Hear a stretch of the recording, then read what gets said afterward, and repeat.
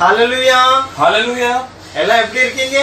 आप सब कैसे हैं? சந்தோஷமா இருக்கீங்களா? क्या आप खुश हैं? சந்தோஷமா இருக்கிறவங்க ஒரு ஹalleluya சொல்லுங்க பாப்போம். अगर जो खुश है वो कहेंगे हालेलुया। ஹalleluya हालेलुया। இன்னைக்கு வேத வசனத்துக்கு நேராய் கடந்து செல்ல आज போகிறோம். वचन की ओर हम बढ़ेंगे।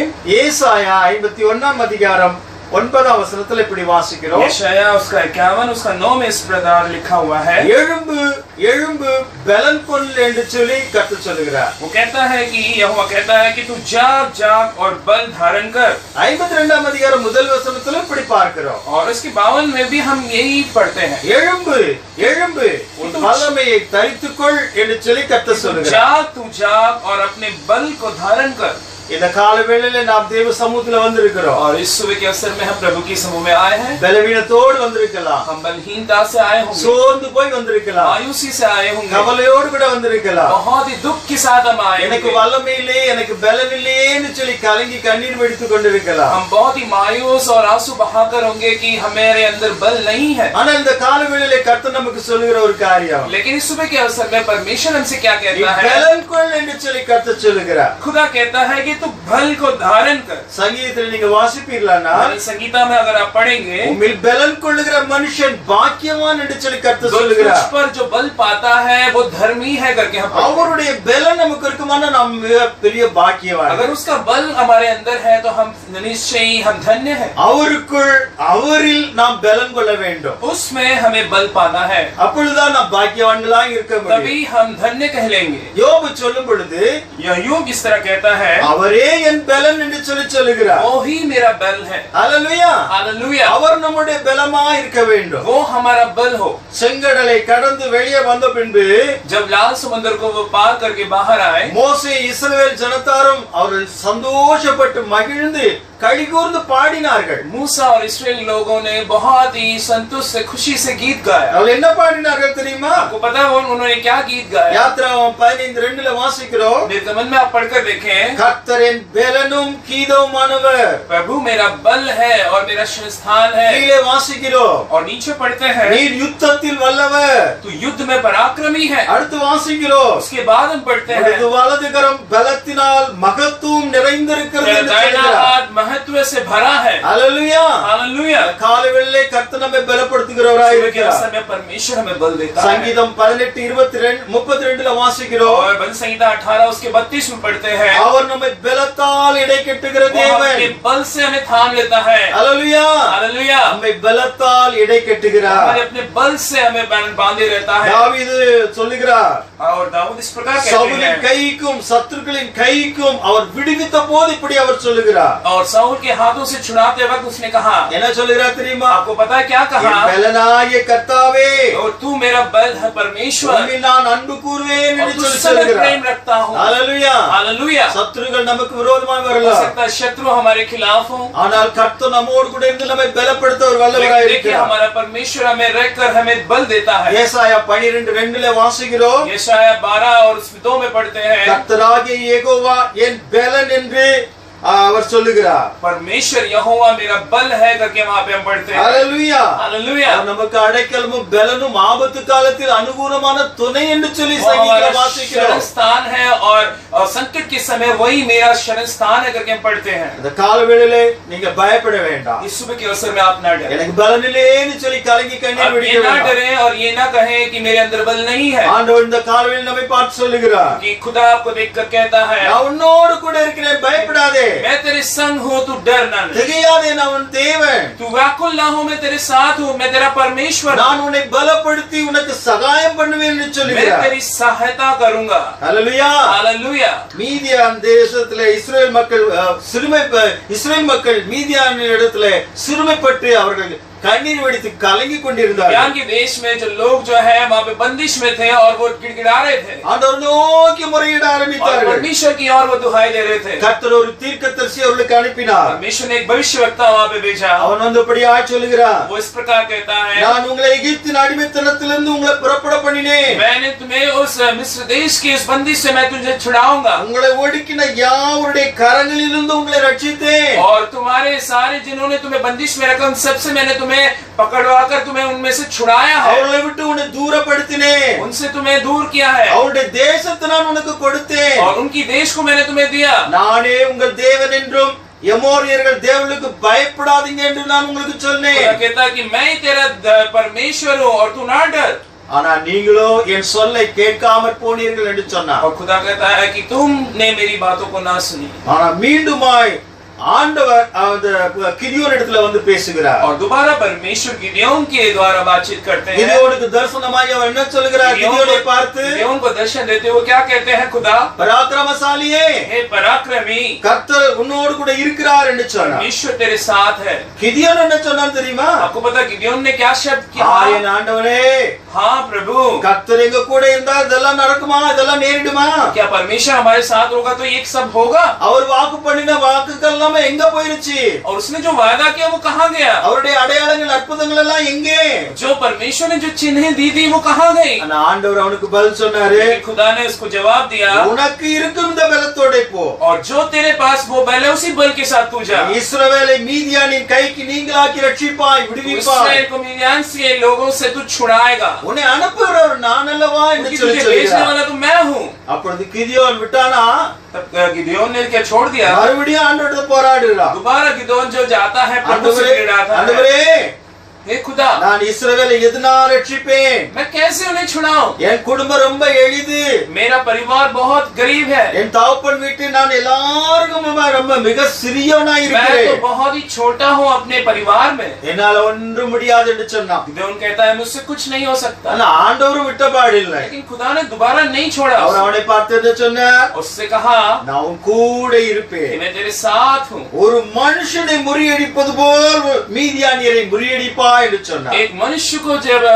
हराने की तरह जो है तू मिद्यान के लोगों को तू हराएगा। அப்பயும் கிதியோன் விட்டபாடில்லை ஆண்டவர்। तब भी गिदोन ने नहीं छोड़ा। அப்படியானா எனக்கு ஒரு அடையாளத்தை கொடுங்க ஆண்டவரே गिदोन ये कहता है खुदा से कि तू मुझे एक चिन्ह दिखा खुदा। ஒன்று அல்ல, ரெண்டு அல்ல, एक या दो नहीं, மூன்று அடையாளங்களை கர்த்தர் அவனுக்கு तीन கொடுத்தார்। चिन्ह परमेश्वर ने ஓ, दिखाए। நான் உன்னை அனுப்புகிறேன், क्योंकि तू जा, मैं तुझे भेजता हूँ। அவர்களோடு கூட சண்டையிட்டு யுத்தம் பண்ணி நீ ஜெயிப்பா என்று उनके சொன்னார்। साथ युद्ध कर और तू जीतेगा।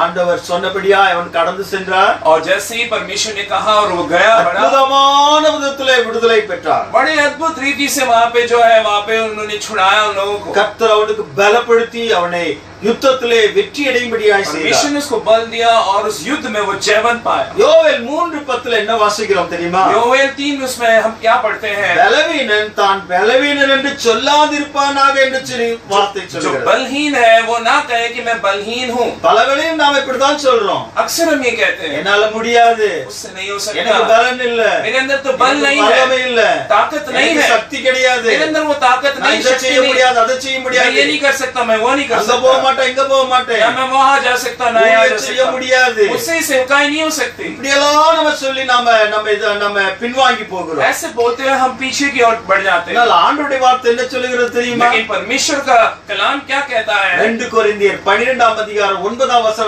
வாசிப்பீர்களானால், दूसरा कोरिन्थियों 12 अध्याय उसका 9 में पढ़ते हैं, உன் பலவீனத்திலே என் பலன் பூர்ணமாய் விளங்கும் என்று और சொல்கிறார்। खुदा कहता है तेरी बलहीनता में मेरा बल तेरे संग रहेगा। ஹalleluya, हालेलुया। ஒருவேளை நாம் பலவீனர்களா இருக்கலாம், हो सकता है कि हम बलहीनता में हो, ஆனால் கர்த்தர் அவருடைய பலனை நமக்கு கொடுக்கிறார்। लेकिन परमेश्वर अपना बल हमें देता அந்த है பலன் பூர்ணமாய் நம்முடைய வாழ்க்கையிலே और இருக்கும்। वो बल हमारे जीवन में पूर्णता से होगी। அதனால தான் பவுல் சொன்னார், इसलिए पौल कहता है என்னை பலப்படுத்துகிற கிறிஸ்துவினாலே எல்லாவற்றையும் செய்ய எனக்கு பலன் உண்டு என்று जिसने சொல்கிறார்। मुझे बल दिया उस परमेश्वर की द्वारा मैं सब कुछ कर सकता हूँ। அது மாத்திரமல்ல, यही नहीं, கிறிஸ்துவின் வல்லமை என் மேல் தங்கும்படி என் பலவீனங்களை குறித்து நான் மிகவும் சந்தோஷம் அடைகிறேன் என்று और मैं சொல்கிறார்। बहुत खुश हूँ कि परमेश्वर का बल मेरे अंदर है, நான் மேன்மை பாராட்டுகிறேன், சந்தோஷப்படுகிறேன் और என்று मैं खुश சொல்கிறார்। हूँ इस बात से कि परमेश्वर का बल मेरे अंदर है। அதிலே 10 வசனத்தில் என்ன சொல்லுகிறது उसी தெரியுமா? में 10वें वचन में क्या कहा गया है? நான் பலவீனனாய் இருக்கும்போதே जब मैं बलहीनता में था तब பலமுள்ளவனாய் இருக்கிறேன்।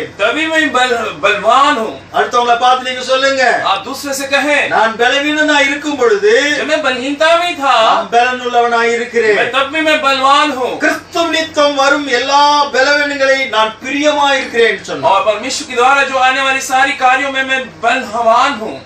ஹல்லேலூயா. हालेलुया। பலவீனமான பாண்டமாய் இருந்த பவுலை ஆண்டவர் தமக்காய் பிரயோஜனப்படுத்தினார். जो बलहीनता से भरा हुआ उस पौल को परमेश्वर ने अपने कार्य के लिए इस्तेमाल किया। பலவீனமாய் இருந்த பவுலை தான் கர்த்தர் எடுத்து உபயோகித்தார். उस पौल को ही परमेश्वर ने इस्तेमाल किया अपने कार्य के लिए। அவனை தான் தெரிந்தெடுத்தார். उसी को परमेश्वर ने चुना। அதைத்தானே நாம் வேதத்திலே வாசிக்கிறோம். वही तो हम कलाम में पढ़ते हैं। 1 கொரிந்தியர் 1:27 என்ன சொல்லுகிறது? पहला कोरिन्थियों 27 में क्या बताया गया है? பலமுள்ளவர்களை வெட்கப்படுத்தும்படியாய் கர்த்தர் பலவீனமானவர்களை தெரிந்தெடுத்தார். बलवान को लज्जित करने के लिए परमेश्वर ने बलहीनता लोगों को चुना। நீ நான் பலவான் சொல்லி மக்கள் சொல்லிக் கொண்டிருக்கலாம். आज कह सकते हैं लोग कि मैं बलवान हूँ। அப்படிப்பட்டவர்களை வெட்கப்படுத்தும்படியாய் கர்த்தர் நம்மை போல பலவீனமுள்ள பாத்திரங்களாகிய நம்மை கர்த்தர் सबको தெரிந்தெடுக்கிறார். लज्जित करने के लिए परमेश्वर ने हम जैसे लोगों को प्रभु ने चुना, बलहीनता लोगों को। இஸ்ரவேல் மக்களை குறித்து அவர் சொல்லும் பொழுது इसमें लोगों को वो देख के कहता है, காண்டாமிருகத்துக்கு ஒத்த பலனை நான் உங்களுக்கு கொடுத்திருக்கிறேன். गेंडे की जैसा जो शक्ति है जो परमेश्वर हमें देता है। ஹல்லேலூயா.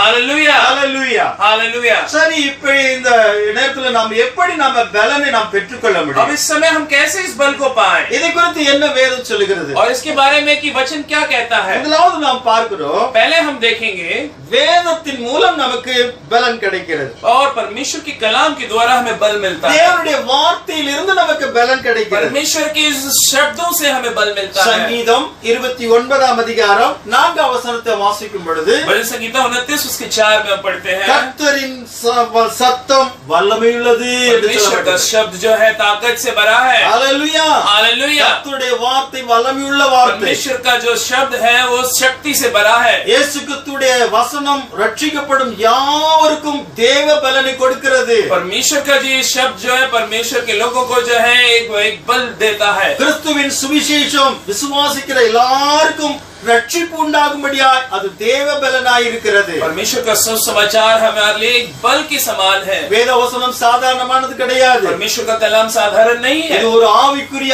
ஆவியின் பட்டயம் என்று சொல்லி வேதத்துல ये வாசிக்கிறோம். आत्मिक तलवार है करके हम पढ़ते हैं। இது நிர்மூலம் பண்ணுகிறது மக்களுடைய இருதயத்தை. और उनके हृदय को छूटता है। நொறுக்கிற சம்மட்டியாய் இருக்கிறது. ये उनकी चकनाचूर कर देता है। வெட்டுகிற பட்டயமாய் இருக்கிறது. ये दोधारी तलवार है कहा गया है। ஹல்லேலூயா. हालेलुया। ஆகவே இது ஆவியின் பட்டயம் என்று சொல்லப்படுகிறது. आत्मिक की तलवार है। ஆகவே இந்த வேத வசனத்தை நாம் வாசிக்க வேண்டும், யோசிக்க வேண்டும், கைக்கொள்ள வேண்டும், அதன்படி நடக்க வேண்டும். इस पवित्र कलाम को हमें पढ़ना है, इसके अनुसार चलना है और इसके अनुसार हमें कार्य करना है।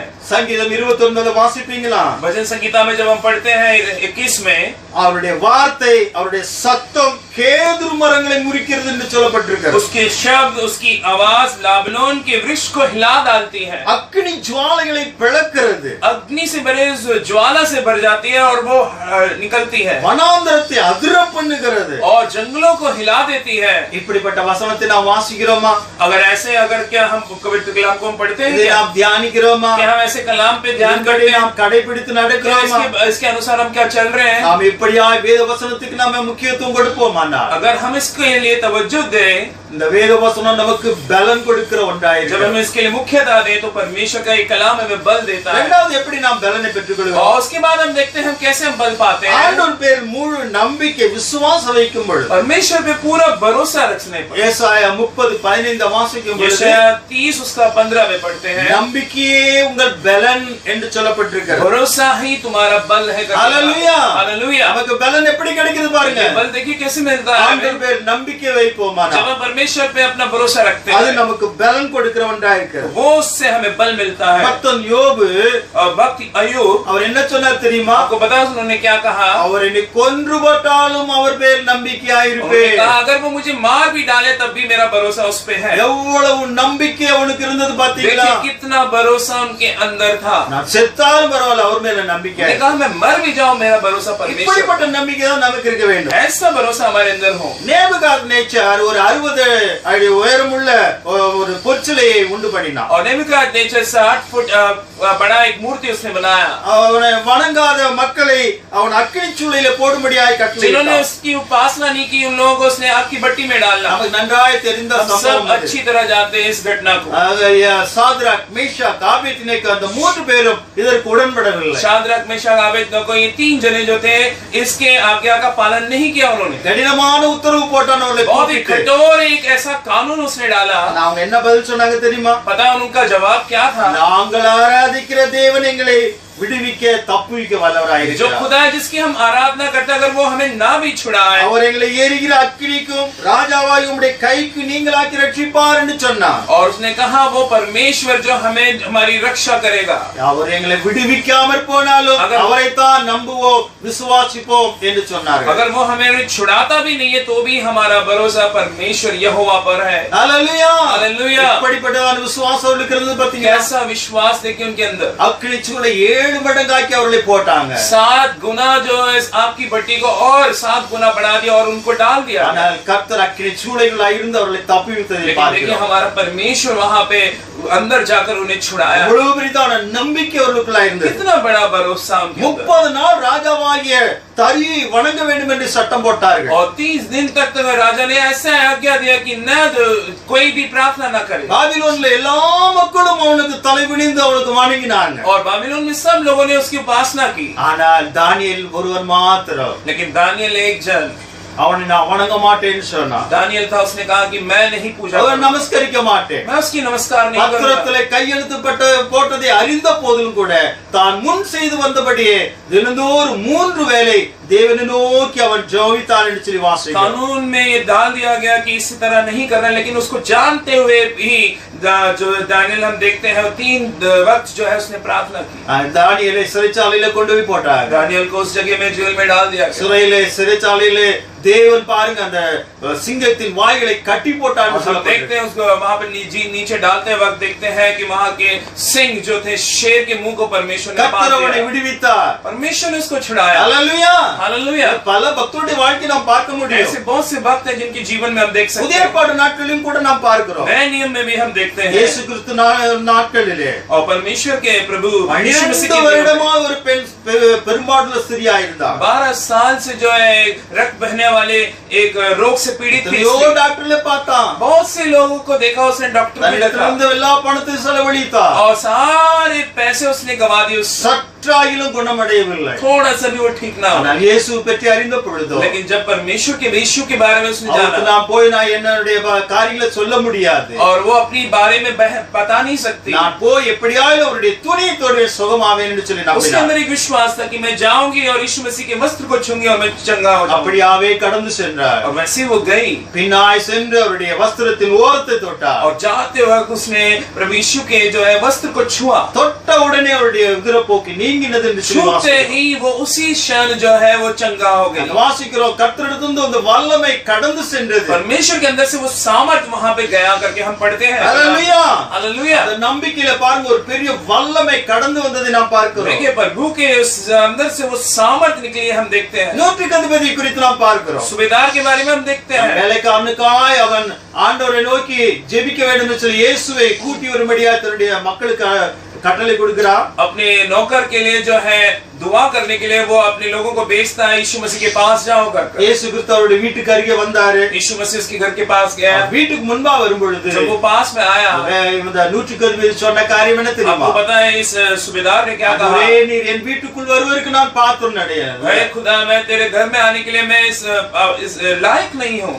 ஒரு வார்த்தை மாத்திரம் சொன்னால் போதும். आप एक शब्द कहिए, என் வேலைக்காரன் பிழைப்பான். मेरा नौकर जी जाएगा। ஹல்லேலூயா. हालेलुया। கர்த்தர் பாருங்க அப்படியாய் அங்க வல்லமை கடந்து சென்று அந்த வேலைக்காரனை சுகப்படுத்தியது. और देखिए परमेश्वर का सामर्थ वहां पे गया और वो देखते हैं उस नौकर वो चंगा हो गया। இயேசு சீஷர்களை பார்த்து சொன்ன காரியம் என்ன தெரியுமா? यीशु ने अपने शिष्यों से पता क्या कहा? இஸ்ரவேலருக்குள்ளும் எந்த விதமான நம்பிக்கை விசுவாசத்தை நான் பார்க்கவில்லை अपने என்று शिष्यों சொல்லி से அவனை उन्होंने சொல்கிறார். अपने शिष्यों से कहा कि इस्राएल में मैंने ऐसा विश्वास मैंने नहीं देखा है। எபிரேயர் 11 அதிகாரம் நமக்கு நன்றாய் தெரியும். इब्रानियों उसका 11 अध्याय में पढ़ते பெரிய हैं, விசுவாசிகளின் பட்டியலை वहां பார்க்கிறோம். पे बहुत से विश्वासों के बारे में लिखा गया है। அங்கே ஒரு வசனம் விதமாய் சொல்லுகிறது, वहां पे एक वचन इस प्रकार कहा அவர்கள் गया, கர்த்தரை முழுவதும் நம்பினார்கள், उन्होंने प्रभु पे पूरा भरोसा किया, அவர்கள் பலவீனத்திலே பலம் பெற்றார்கள் என்று अपनी சொல்லப்பட்டிருக்கிறது. சொல்லப்பட்டிருக்கிறது. में उन्होंने बल पाया। ஹalleluya. हालेलुया। இந்த நம்பிக்கை இந்த விசுவாசம் நம்முடைய வாழ்க்கையில இருக்குமானா अगर ये विश्वास हमारे जीवन में हो, இது நம்முடைய வாழ்க்கையில பலனை கொண்டு வருகிறது. और ये हमारे जीवन में बल लेके आए। மூன்றாவது ஒரு காரியத்தை வாசிக்கிறோம். तीसरा एक कार्य देखेंगे, ஆண்டவருக்கு காத்திருப்பதினால परमेश्वर का जो है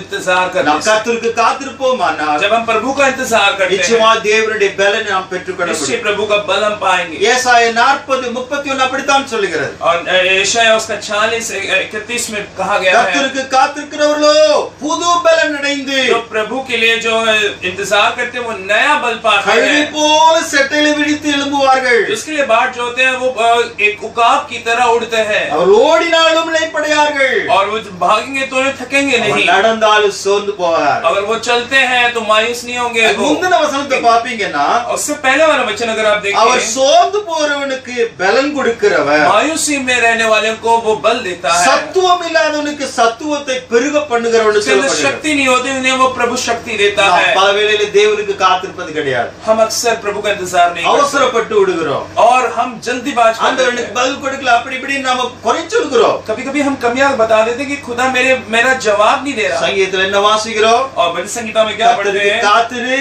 कि प्रभु का बाट जो அவன் ஒரு இருதயத்தை ஸ்திரப்படுத்துவார். तेरे हृदय को दृढ़ करेगा। திடமனதா இந்த கர்த்தருக்கு காத்திரு என்று प्रभु சொல்லப்பட்டிருக்கிறது. के लिए इंतजार करके प्रभु का कलाम कहता பல है। வேளையில எஸ் என்கிற பதில் வரலாம். कभी-कभी यस का जवाब பல आता है, வேளையில நோ என்று சொல்லி அர்த்தம் சொல்லலாம். कभी-कभी नो का भी जवाब आता சில है। வேளையில கர்த்தர் வெயிட் பண்ணு என்று சொல்வார், காத்திருன்னு சொல்லுவார். कभी-कभी खुदा कहता है कि वेट कर, तू इंतजार कर। ஆகவே தேவனுடைய சமூகத்துல நாம பதில் பெறும் பொழுது சில வேளை நாம காத்திருக்க வேண்டிய அவசியம் और है. हमें बहुत जरूरी है, कभी-कभी हमें उसका वेट भी करना, इंतजार भी करना है। ஒருவேளை உடனே பதில் வரலன்னு சொன்னாலும் விரைவிலே அது வரத்தான் செய்யும். हो सकता है वो जल्दी वो जवाब ना हो, लेकिन वो जरूर आएगा वो जवाब परमेश्वर ஆண்டவருடைய से। தாமதம் என்பது நமக்கு தள்ளப்பட்ட ஒன்று அல்ல.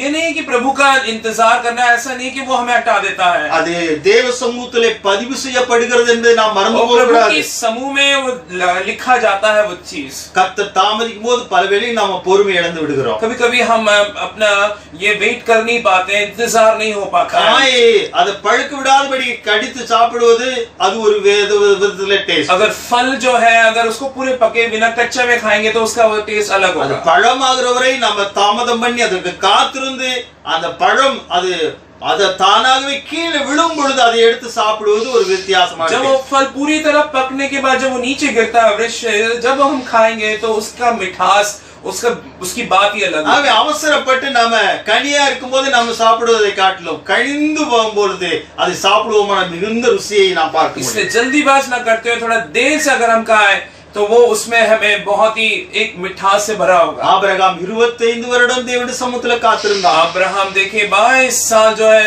इंतजार कर रहा था। யோசேப்பு 13 வருடம் காத்திருந்தான். और यूसुफ जो है 13 साल वो इंतजार कर रहा था। மோசே 40 வருடம் காத்திருந்தான். मूसा 40 साल उसने इंतजार किया। இஸ்ரவேல் மக்கள் 40 வருஷம் காத்திருந்தார்கள். इस्राएल के लोगों ने जो है 40 साल से ऊपर जो है சங்கீதத்துல பல இடங்களில நாம் பார்க்க முடியும். சங்கீதத்துல और भजन संहिता में बहुत सी जगह में हम देखते हैं காத்திரு காத்திரு காத்திரு என்று சொல்லப்பட்டிருக்கிறது. कि इंतजार कर, तू इंतजार कर, इंतजार कर। தாவீது சொல்லும்போது நான் நாள் முழுவதும் காத்திருப்பேன் சொல்லுகிறான். दाऊद ने कहा कि मैं पूरे दिन में इंतजार करूंगा। ஜாமக்காரனை போல எப்ப விடியும் என்று சொல்லி காத்திருப்பேன் சொல்லுகிறான். चौकीदार की तरह कि कब तक ये सवेरा होगा तब तक मैं इंतजार करूंगा। அவருக்கு காத்திருக்கிறவர் மேல் கர்த்தர் பிரியமாய் இருக்கிறார். और जो उस पर भरोसा करता है उस पर वो प्रिय रहता है। எனக்கு காத்திருக்கும் மனுஷன் பாக்கியவான் என்று சொல்லுகிறார். और उस पर जो भरोसा रखता है वो भाग्यवान है। அவன் காத்திருப்பானா நான் இறங்கி அவனுக்கு காத்திருப்பேன் சொல்றார். इसलिए मैं उसके लिए जो है मैं रहकर उसका इंतजार कराऊंगा। அவன் தேவனுக்கு காத்திருக்கும் பொழுது நாம் பலனை பெற்றுக் கொள்கிறோம். परमेश्वर के लिए जब हम इंतजार करते हैं हम बल पाते हैं। கடைசியாக आखिरी में பரிசுத்த ஆவியின் பலன் நமக்கு கிடைக்கிறது. पवित्र आत्मा का बल। நாம் பரிசுத்த ஆவியினால் அபிஷேகம் பண்ணப்பட்டு நாம் நிரம்பி இருப்போமானால் கர்த்தருடைய பலத்தை நாம் पवित्र பெற்றுக்கொள்கிறோம். आत्मा से हम पूरी तरह भरे हुए हैं तो प्रभु का बल पाएंगे। ரோமர் 15 அதிகாரம் 13 வசனத்தை படித்தால் 15 अध्याय में हम पढ़ते हैं பரிசுத்த ஆவியின் பலத்தினால் உங்களுக்கு நம்பிக்கை பெருகும்படி அவன் என்று पवित्र எழுதப்பட்டிருக்கிறது. आत्मा के द्वारा जो है तुम पर भरोसा जो बढ़े।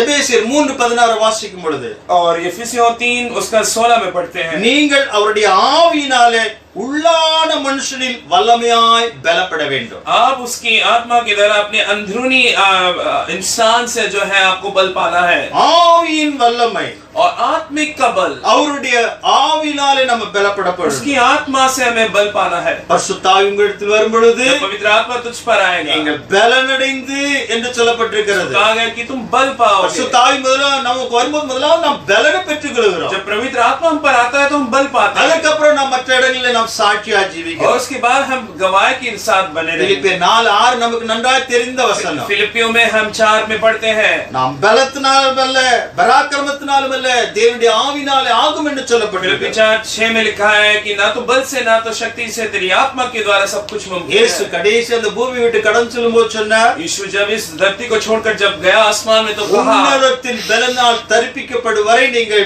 எருசலேமிலே காத்திருங்கள் என்று சொன்னார். जब तक कि तुम उस बल को ना थामो न पाओ तब तक आप तुम इंतजार करो.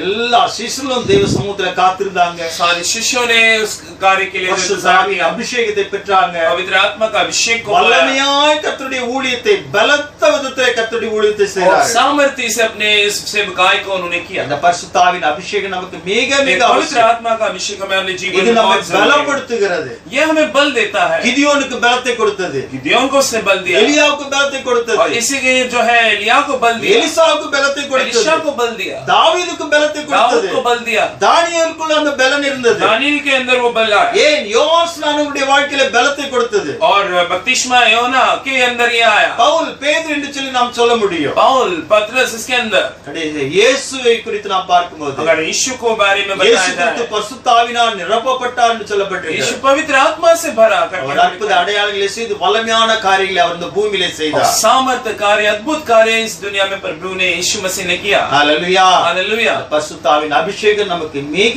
மிக அவசியம். ये पवित्र आत्मा का अभिषेक हमारे जीवन में நாம் बहुत சோர்ந்து जरूरी போகிற है. வேளையில जब हम मायूसी हो நாம் जाते हैं, கலங்கி கண்ணீர் வடிக்கிற வேளையில जब हम बहुत ही आंसू நாம் बहाने நொந்து போய் இருக்கிற வேளையில और जो हमारे दुखित समय में பலமிலே பலமிலேன்னு சொல்லி जब நாம் हम कहते நினைக்கிற हैं, मेरे வேளையில अंदर बल नहीं है, शक्ति नहीं है, அவருடைய பலம் நம்மை பூர்ணமாய் தாங்குறது அபிஷேகத்தினால். उसका बल जो हमें पूर्ण तरह से हमें बल देता है. விருத்த சேதனம் பண்ணப்பட்ட சிம்சோனுடைய வாழ்க்கையை குறித்து நாம் हम பார்க்கிறோம். देखते हैं सिमसोन के जीवन में அவனுக்குள்ளாய் தேவ பலம் இருந்தது. उसके अंदर प्रभु का बल था உலகத்துல அவனை போல பலவான் யாருமே கிடையாது. और संसार में उसके जैसा बलवान कोई नहीं था. சிங்கத்தை ஒரு ஆட்டுக்குட்டியை கிழிப்பது மாதிரி கிழிச்சானோ. और शेर को जैसे मेमने के बच्चे को फाड़ते हैं वैसे फाड़ दिया. 300 நரிகளை பிடிச்சு அந்த வாளல்ல தீப்பந்தங்களை கட்டி விட்டான். 300 लोमड़ी के पूंछों में उसने जो है आग जला दी. நம்மால ஒரு நரியை கூட பிடிக்க முடியாது. हम में से एक लोमड़ी हम नहीं पकड़ सकते, ஆனா அவன் 300 நரிகளை பிடித்து தீவெட்டிகளுடைய வாளை கட்டி அனுப்பினான். लेकिन देखिए उनके पूंछ में उसने आग लगा दी 300 लोमड़ी के. ஒரு பச்சை கழுத தாட எலும்பை வைத்து 1000 பேரை கொண்டான். एक गधे की हड्डी से उसने 1000 लोगों को मार गिरा. கர்த்தருடைய ஆவி அவன் மேல் பலமாய் இறங்கினது என்று சொல்லி வேதம் परमेश्वर की வாசிக்கிறோம். आत्मा से उसके अंदर बल के साथ उतरी है करके हम पढ़ते हैं. நியாயாதிபதிகள் 16 அதிகாரத்தை வாசிப்பீங்க. न्याय की किताब में हम पढ़ते हैं எப்படியாய் அவனுக்குள்ள பலம் இருந்ததுன்னு சொல்லி நிறைய காரியங்களை நாம் பார்க்க முடியும். और बहुत सी जगह में हम देखते हैं कि कहां कैसे उसके अंदर वो बल था. இந்த கர்த்தர் நம்மையும் பலப்படுத்த ஆயத்தத்தோட प्रभु निश्चय आज भी आपको वो बल देना चाहता है. பலவீனமாய் இருக்கிற நம்மை கர்த்தர் இன்றைக்கு பலப்படுத்த आप விரும்புகிறார். बलहीनता में उसको आपको वो बल देना चाहता है. சோர்ந்து போக வேண்டிய தேவையில்லை. हमें मायूस नहीं होने की जरूरत. வேத வசனத்துக்கு நம்ம முக்கியத்துவம் கொடுக்கும் பொழுது, प्रभु के कलाम को जब हम मुख्यता देते हैं, கர்த்தர் மேல் முழு நம்பிக்கை நாம் வைக்கும் பொழுது, जब प्रभु पर पूरा भरोसा रखते हैं, கர்த்தர் சமூகத்தில் நாம் காத்திருக்கும் பொழுது, जब प्रभु के समूह में हम इंतजार करते हैं, பரிசுத்த ஆவியினால் அபிஷேகம் பண்ணப்படும் பொழுது, जब पवित्र आत्मा से हम अभिषेक पाते கர்த்தர் हैं, நம்மை பலப்படுத்த அவர் வல்லவராய் இருக்கிறார். प्रभु हमें बल देने में सामर्थ्य தாழ்மையான रखता है. தேவ சமூகத்தில் ஒப்பு கொடுப்போம். அர்ப்பணிப்போம். इस सुबह के अवसर पर प्रभु के और अर्पण करें. நாம் ஜெபிப்போமா? क्यों ना हम प्रार्थना करें. बल दे प्रभु, बल दे प्रभु, तेरे बल से मुझे भर दे प्रभु, बल दे प्रभु, बल दे प्रभु, तेरे बल से मुझे भर दे प्रभु பெலனில்லா நேரத்தில் புது பலன் தந்து என்னை நீ நடத்திடுமே திடனில்லா நேரத்தில் திடமனம் தந்து என்னை நீ காந்திடுமே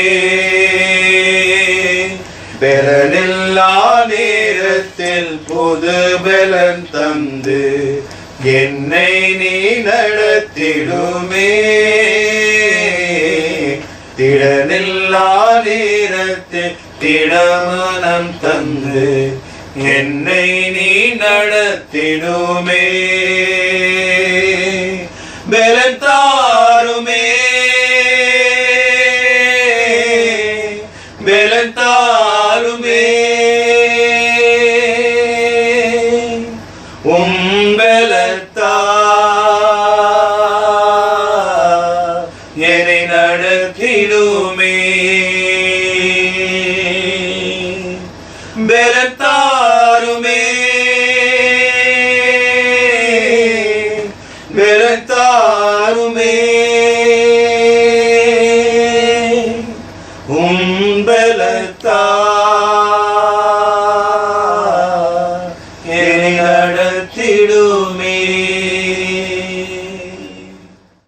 ஸ்தோத்திர ராஜா, ஸ்தோத்திரம் ஸ்தோத்திரம் அப்பா. மே துதிக்கிறோம், துதியின் மத்தியில் வாசமாயிருக்கிறவரே உமே நன்றியோடு மே ஸ்தோத்தரிக்கிறோம். வல்லவரே மே ஸ்தோத்தரிக்கிறோம், நல்லவரே மே ஸ்தோத்தரிக்கிற மூன்றில் ஒன்றானவரே மே நன்றியோடு மே ஸ்தோத்தரிக்கிற ராஜா. இந்த பரிசுத்த ஓய்வு நாளுக்காக கூட நன்றியோடு மே ஸ்தோத்தரிக்கிறோம். இந்த ஆராதனை வேலைக்காக கூட நன்றியோடு மே ஸ்தோத்தரிக்கிற ராஜா. நன்றி செலுத்துற ஐயா, நன்றி செலுத்துறோம். பரிசுத்தாவின் மத்தியிலே எங்களுக்கு ஆண்டவரே எங்களோடு அசைவாடினவரே நன்றியோடு மே ஸ்தோத்தரிக்கிறையா, நன்றி செலுத்துறையா, நன்றி செலுத்துறோம். பலப்படுத்துகிற கிறிஸ்துவே நன்றியோடு மே ஸ்தோத்தரிக்கிறோம்.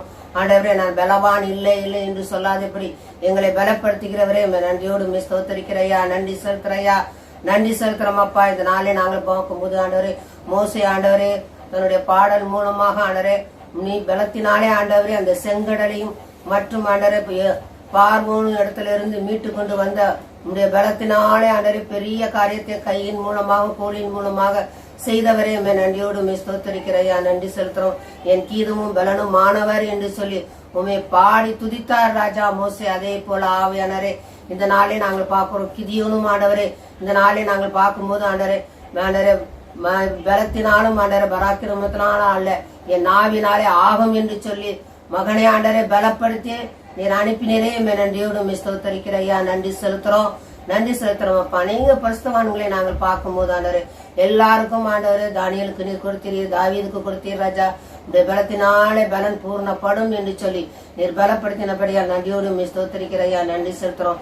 ஆண்டவரே பலப்படுத்துற கிறிஸ்துவினாலே எல்லாவற்றையும் செய்ய பலன் உண்டு சொல்லி பவுல் மூலமாக ஆண்டவரே அவரையா ஆண்டவரே ஆதரித்திரே நன்றியோடு உண்மை ஸ்தோத்தரிக்கிறையா, நன்றி செலுத்துறோம். நாங்கள் பலவான அல்ல ராஜா, எங்களை பலப்படுத்துகிற கிறிஸ்து எங்களோடு கூட இருக்கிறபடியால் நன்றியோடு உண்மை ஸ்தோத்தரிக்கிற ராஜா, நன்றி செலுத்துறோம். உங்களுடைய பலன் எங்களோடு பூர்ணப்படப்படுகிறார். நன்றியோடு உண்மை ஸ்தோத்தரிக்கிறையா, நன்றி செலுத்துறோம், நன்றி செலுத்துற ராஜா. இந்த நாளிலே எங்கள் தேசத்திலே ஒரு பெரிய ஆவியின் பலத்தை தந்து ஆண்டவரே ஒரு பெரிய விடுதலை தரப்போறதுக்காக கூட நன்றியோடு உண்மை ஸ்தோத்தரிக்கிறையா, நன்றி செலுத்துறோம். நீ அதிசயமானவர் ராஜா, நீர் ஆலோசனை கர்த்தர் ராஜா. நீ அதிசயத்தை மட்டுமல்ல ஆண்டவரே பெரிய அற்புதத்தை செய்ய போறதுக்காக கூட நன்றியோடு உண்மை ஸ்தோத்தரிக்கிற ராஜா. உங்களுடைய ஜபம் ஆண்டவரே ஆவியின் பட்டயத்தினாலே பலத்தின் பட்டயத்தினாலே ஆண்டவரே வல்லமுள்ள ஜபமாக இருக்கிறபடியால் உண்மை நன்றியோடு உண்மை ஸ்தோத்தரிக்கிற ராஜா. நன்றி செலுத்துறோம் ஐயா, நன்றி செலுத்துறோம் ஐயா. நாங்கள் உள்ளளவு நாங்கள் நன்றி செலுத்துறோம் ஐயா. எங்களுடைய நாவு போதாது ராஜா, நாங்கள் உள்ளளவு உள்ளத்தின் ஆழத்திலிருந்து நாங்கள் நன்றி செலுத்துறோம் அப்பா. நன்றியோடு உண்மை ஸ்தோத்தரிக்கிறதா. தொடக்கம் முதல் முடிவு எங்களோடு உங்களுடைய பலத்தினாலே எங்களோட கூட இருந்தீரே உண்மை நன்றியோடு உண்மை ஸ்தோத்தரிக்கிறையா, நன்றி செலுத்துறையா, நன்றி செலுத்துறோம். துதி கன மகிமை எல்லாம் நமக்கு ஒருவருக்கே செலுத்துகிறோம். இயேசுவின் மூலம் ஜெபிக்கிறோம் ஜீவன் உள்ள நல்ல பிதாவே. பரிசுத்த பிதாவே உமக்கு கோடி ஸ்தோத்திரம் அப்பா. கிருபை இரக்கம் கர்த்தாவே நன்றி நிறைந்த உள்ளத்தோடு உண்மை துதிக்கிறோம் சுவாமி, ஸ்தோத்திரிக்கிறோம். ஆண்டவரே இந்த வேளையில ஆண்டவரே உடைய ஊழியக்காரனுடையாய் கொடுத்து உடைய ஜீவ வார்த்தைகளுக்காக உமக்கு நன்றி செலுத்துகிறோம் சுவாமி. ஆண்டவரே இந்த வார்த்தை கேட்ட ஒவ்வொரு பிள்ளைகளையும் பலப்படுத்த வேண்டுமா நான் ஜெபிக்கிறேன். சங்கீதம் 28:8 கர்த்தர் அவர்களுடைய பலன், அவரே தாம் அபிஷேகம் பண்ணினவனுக்கு அரணான அடைக்கலமானவர் என்று சொல்லி நாங்கள் பார்க்கிறோம் சுவாமி. ஆண்டவரே, உம்முடைய அபிஷேக தைலம் ஆண்டவரே எங்கள் சிரசு மீது ஊற்றப்படட்டும். ஆண்டவரே, இந்த வேளையில உம்முடைய இந்த ஜீவ வசனத்தை கேட்ட ஒவ்வொரு பிள்ளைகள் மீதும் பரிசுத்த ஆவியானுடைய அபிஷேகம் இறங்கட்டும் என்று சொல்ல ஜெபிக்கிறேனப்பா. ஆண்டவரே, அந்த அபிஷேகம் தான் ஆண்டவரே எங்களை ராஜா வல்லமையாய் தகப்பனை எங்களை உயர்த்தி வாழ வைக்கும், இந்த உலகத்தை ஜெயிக்க வைக்கும். ஆண்டவரே, அந்த அபிஷேகம் நிறைவாய் ஆண்டவரே உம்முடைய மக்கள் மீது நிரம்பி இருப்பதாக சொல்ல ஜெபிக்கிறேன். திருவெளிப்பாடு 12:11 மரணம் நேரிடுகிறதா இருந்தாலும் அதற்கு தப்பும்படி தங்கள் ஜீவனையும் பாராமல் ஆட்டுக்குட்டியின் இரத்தத்தினாலும் தங்கள் சாட்சியின் வசனத்தினாலும் அவனை ஜெயித்தார்கள் என்று சொல்லப்பட்டிருக்க அந்த உலகத்தின் அதிபதியை ஜெயிக்கக்கூடிய ஜீவ வசனத்துக்காக உமக்கு ஸ்தோத்திரம். ஆண்டவரே, ஆண்டவரே எங்களுக்கு ஜெயம் கொடுக்கக்கூடிய திரு ரத்தத்திற்காக, பரிசு திரு ரத்தத்திற்காக உமக்கு ஸ்தோத்திரம் சுவாமி. சங்கீதம் 84:5-7 உம்மிலே பலன் கொள்ளுகிற மனுஷனும் தங்கள் இருதயங்கள் செவ்வையான வழிகளை கை கொண்டிருக்கிற பிள்ளைகளும் பாக்கியவான்கள் என்று சொல்ல சுவாமி. அவர்கள் பலத்தின் மேல் பலமடைந்து சீயோனிலே தேவசனையில் வந்து காணப்படுவார்கள் என்று சொல்லி ஆண்டவரே, உம்முடைய சமூகத்திலே வந்து ஆண்டவரே நாங்கள் போய் தரிசிக்கும் பொழுது, ஜெபிக்கும் பொழுது எங்களுக்கு புது பலன் தருகிற கர்த்தராக இருக்கிற சுவாமி. எங்களுக்கு எல்லா காரியங்களையும் எதிர்காலத்தில் நிகழ்காலத்தில் நடக்கப்போற ஒவ்வொரு காரியங்களையும் நீர் எங்களுக்கு வெளிப்படுத்துகிற தேவாதி தேவனாய் இருக்கிறபடியால் உமக்கு ஸ்தோத்திரம், உமக்கு ஸ்தோத்திரம், உமக்கு ஸ்தோத்திரம். ஏசாயா 40:29 சோர்ந்து போகிறவனுக்கு அவர் பலன் கொடுத்து சத்துவம் இல்லாதவனுக்கு சத்துவத்தை பெருக பண்ணுகிறார் என்று சொல்லி பார்க்கிற சுவாமி. இந்த வேளையில் ஆண்டவர் பிள்ளைகள் எந்தெந்த நிலையிலே சோர்ந்து இருக்கிறார்கள் நாங்கள் இந்த சுவாமி அனைத்தையும் அறிந்திருக்கிறேன். எந்தெந்த நிலையில் எந்த சோர்வுகள் வந்தாலும் இயேசுவின் நாமத்தில் நான் அரெஸ்ட் பண்ணுகிறேன். அந்த சோர்வுகள் எல்லாம் இயேசுவின் நாமத்தில் நீங்கி போவதாக. என் ராஜாவுடைய கல்வாரி திருரத்தம் ஆண்டவரே அந்த குடும்பங்களில் பூசப்பட்டு அவர்கள் பலத்தின் மேல் பலனடைய தேவன் இறக்க செய்த வேண்டுமாய் நான் ஜெபிக்கிறேன் சுவாமி. ஆண்டவரே, உடைய நீதியின் வழக்கம் அவர்களை தாங்கட்டும். ஒரு பொல்லாப்பு வராதபடி ஒவ்வொரு பிள்ளைகளையும் நீ பாதுகாத்து, ஒரு குடும்பங்களை பாதுகாத்து, அவர்கள் தொழிலில் ஆண்டவரே, அவர் கல்வியில ஒவ்வொரு நிலையிலும் ஆண்டவரே எந்தெந்த வழியெல்லாம் இயக்கமாக இருக்கிறார்களோ அந்த இயக்கங்கள் எல்லாம் தேவன் தாமே நிறைவேற்றி உம்முடைய மக்களை நீங்கள் ஆசீர்வதிக்க வேண்டும் நான் ஜெபிக்கிறேன். சங்கீதம் 29:11 நாங்கள் பார்க்கிறோம். கர்த்தர் தமது ஜனத்துக்கு பலன் கொடுத்து கர்த்தர் தமது ஜனத்துக்கு சமாதானம் அருளி அவர்களை ஆசீர்வதிப்பார் என்று சொல்லி நீர் ஆமாண்டவரே, ராஜாவே, நீர் உம்முடைய மக்களுக்கு பலன் கொடுக்கிற தேவன். இந்த வேளையில் உம்முடைய பலன் இறங்கட்டும், அவர்களுக்கு சமானம் கிடைக்கட்டும், குடும்பத்தில் சமானம் கிடைக்கட்டும், தொழிலில் சமானம் கிடைக்கட்டும், கல்வியில பிள்ளைகள் படிக்கிற படிப்பில் சமானம் கிடைக்கட்டும். புது பலன் தந்து ஆசீர்வதிக்கப்படுடைய ஆளுமக்கு நன்றி சொல்லுவோம். ஆண்டவரே, உம்முடைய மக்களை நீர் ஆசீர்வதிக்கிற கர்த்தர் நாங்கள் முழு உள்ளத்தோடு விசுவாசிக்கிறோம் சுவாமி. ஆசீர்வதியும் வழிநடத்த பாதுகாத்துக் கொள்ளும். இயேசு கிறிஸ்துவின் நேற்ற நாமத்தில் ஜெபிக்கிறேன் ஜீவனுள்ள நல்ல பிதாவே.